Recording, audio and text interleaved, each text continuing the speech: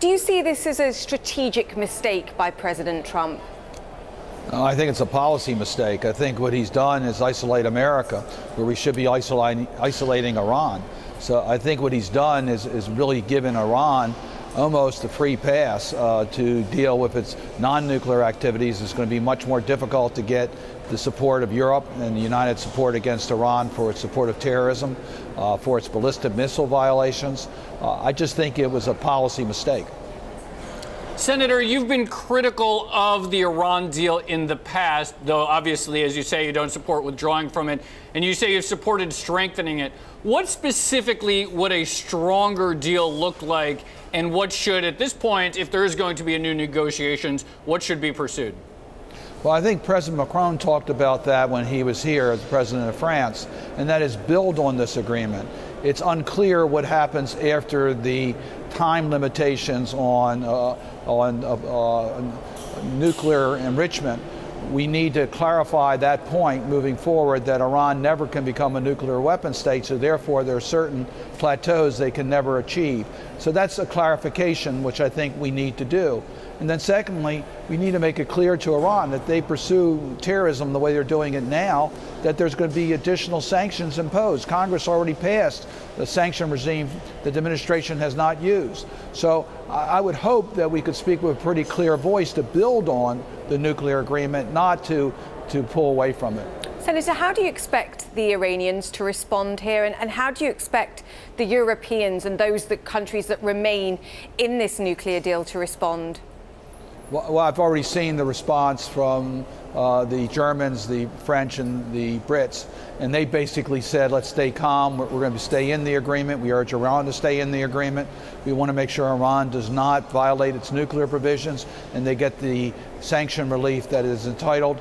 So I think the Europeans, at least, are going to continue to encourage Iran and the other players to stay in the nuclear agreement. How will Iran respond? I don't think we really know. I think initially they're going to be very strong in saying that the United States is the violator. I expect they'll take us to some of the international institutions that are available to hear their grievances. I think they'll try to isolate America. We've got to make sure that we continue to focus on Iran's activities, to make sure they never become a nuclear weapon state, and to make sure that we deal with their other activities. Senator, you said earlier that the withdrawal of the U.S. from this agreement would isolate the United States. And of course, this is a charge that's been levied against this administration with a number of agreements and this general idea that the U.S. is increasingly going it alone, whether it's climate or trade or various other things. What are the practical ramifications, in your view, down the road from this sort of isolation on various fronts? Well, I think America is stronger when we work with our partners, when we have unity in the global community. The United States is clearly being isolated.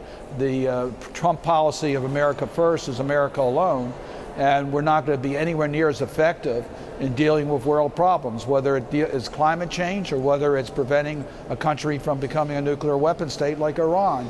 We're going to be less effective when we work by ourselves than if we work with our partners.